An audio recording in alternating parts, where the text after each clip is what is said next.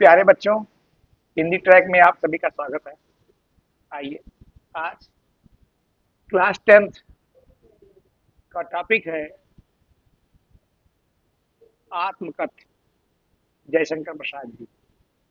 जयशंकर प्रसाद जी का टॉपिक आत्मकथ्य अपने मित्रों के कहने से ये लिखा गया।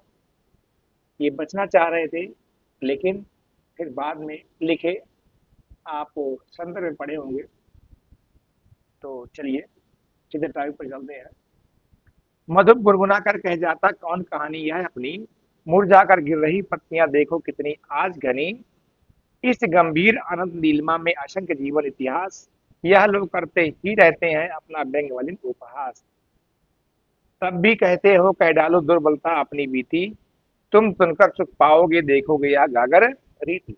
यहाँ कवि अर्थात जयशंकर प्रसाद जी कहना चाह रहे हैं कि मधुप गुनगुना कर कह जाता कौन कहानी यह अपनी, मन रूपी भौरा पता नहीं कौन सी कहानी अपनी गुनगुना करके कह रहा है, जिससे बहुत सारी विचारधाराएं शांत हो जाती है। या जैसे पत्तियां जो है को मिला करके झड़ जाती हैं, गिर जाती हैं।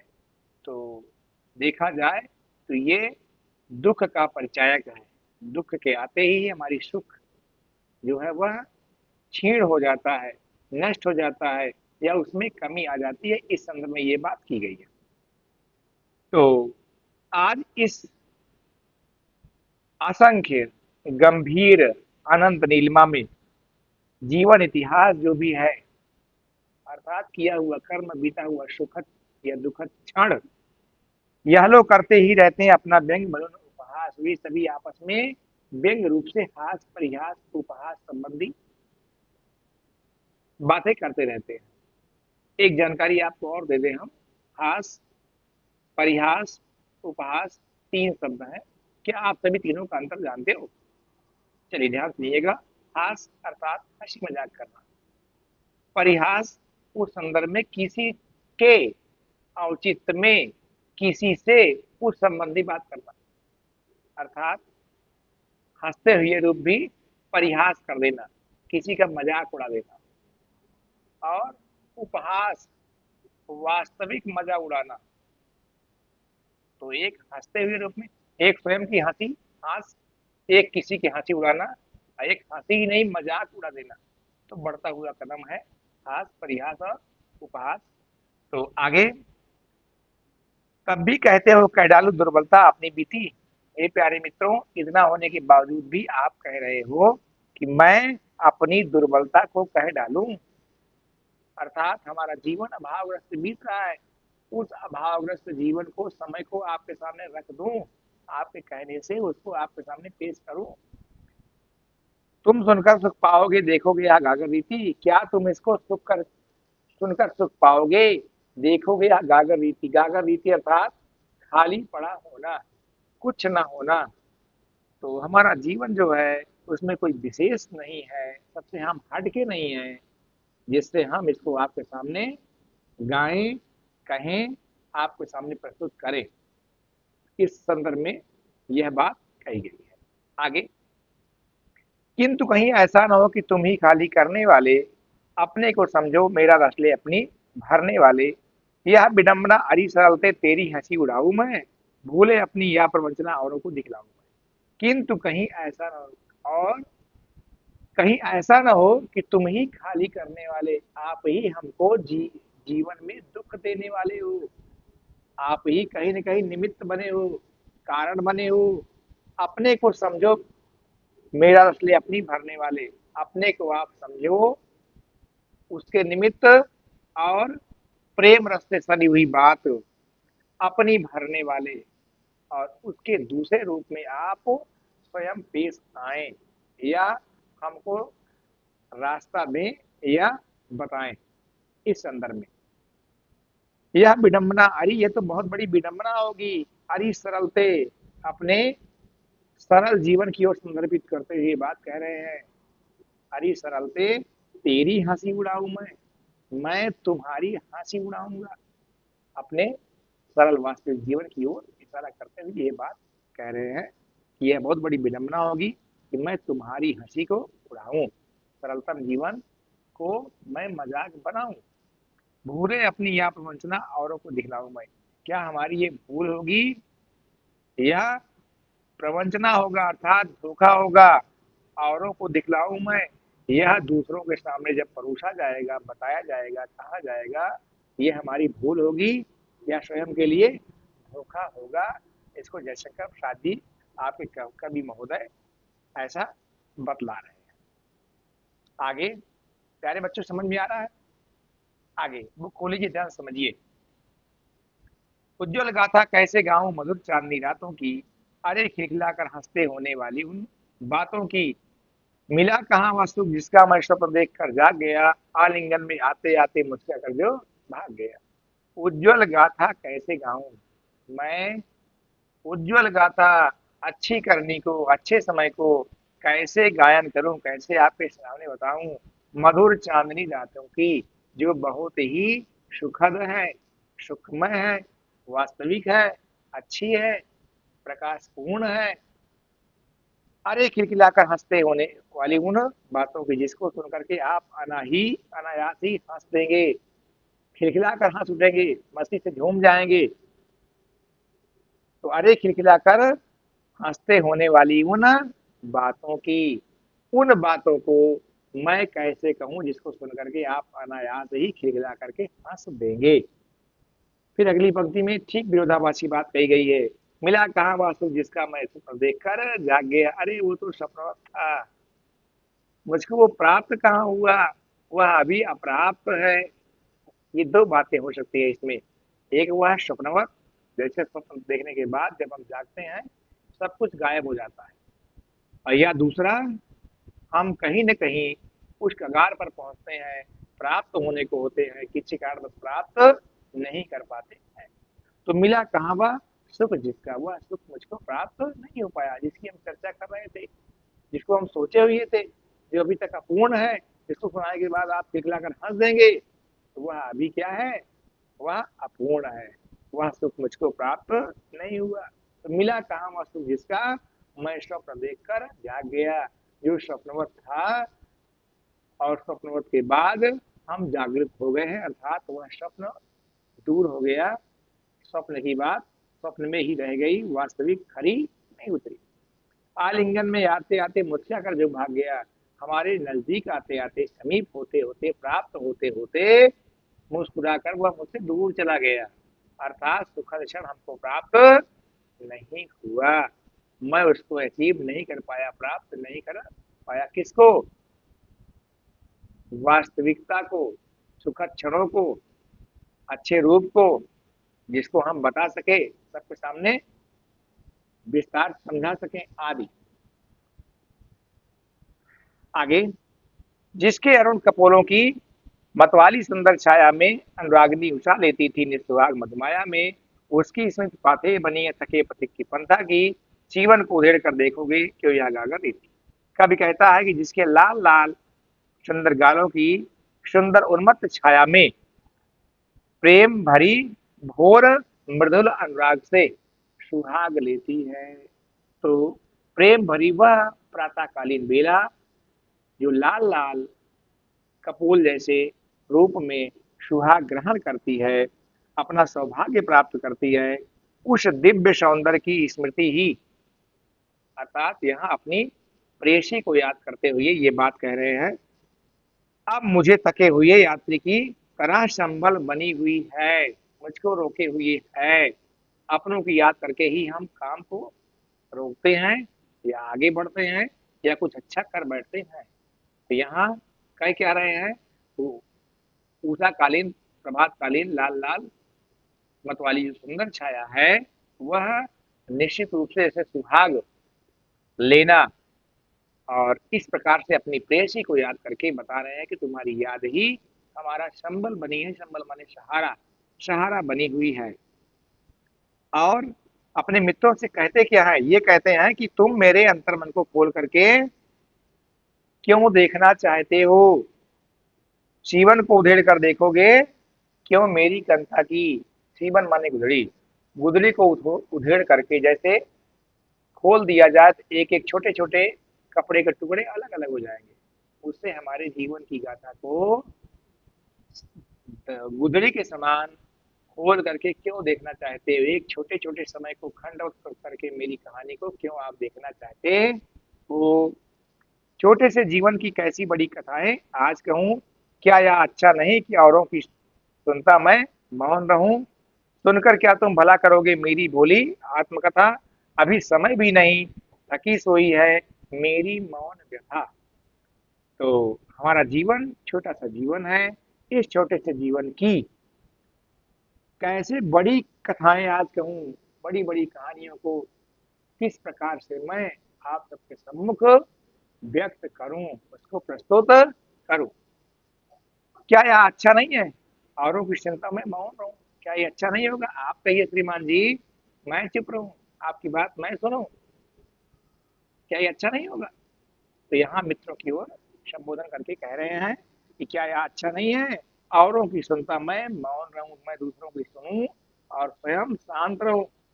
सुनकर क्या तुम भला करोगे मेरी भोली आत्मकथा? क्या तुम हमारी आत्मकथा सुन करके भला मानोगे, अच्छा मानोगे? हमारी आत्मकथा इतनी भोली है, क्या तुम उसको सुन करके भला मान सकोगे, अच्छा मानोगे? अभी समय भी नहीं, अभी आत्मकथा कहने का लिखने का समय भी नहीं है। थकी सोई है, वह थकानवत है, सोई हुई है, निद्रावत है, निद्रा में है मेरी मौन व्यथा। मेरी मौन चुप्पी साध करके पीड़ा लिए हुए वह सो रही है सुप्तावस्था को प्राप्त कर। कौन? आत्मकथा। तो अपनी आत्मकथा के बारे में जयशंकर प्रसाद जी कह रहे हैं कि मेरी मौन व्यथा वो पीड़ावत है, निद्रा में है, अभी वह कहने योग्य नहीं है।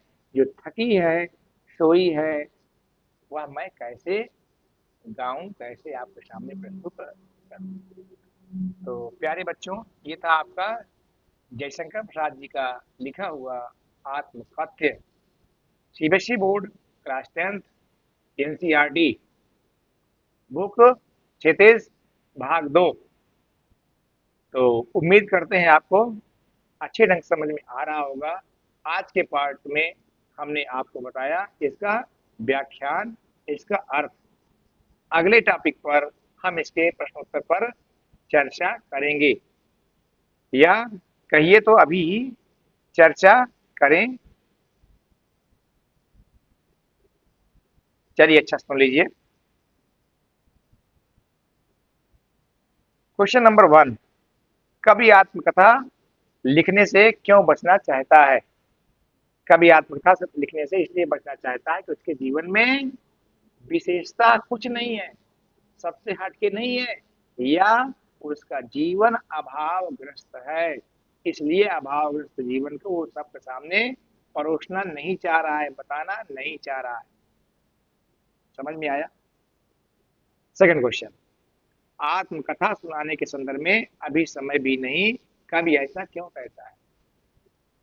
उत्तर में आप लिखेंगे, आत्मकथा के सुनाने के संदर्भ में अभी समय भी नहीं है, कवि ऐसा इसलिए कह रहा है कि जब हम सोचे हुए जो हैं उसकी प्राप्ति करेंगे, जब हमारा समय अच्छा आ जाएगा, तब मैं आपको बताऊंगा, आपसे उसकी चर्चा करूंगा। अभी क्या इसका समय है? अभी कहने का कोई अभिप्राय नहीं, कोई मतलब नहीं है। अभी हमारा समय अभावग्रस्त है। जब अच्छा समय आएगा तो मैं आपके सामने वह बात कहूंगा। तो अभी समय नहीं।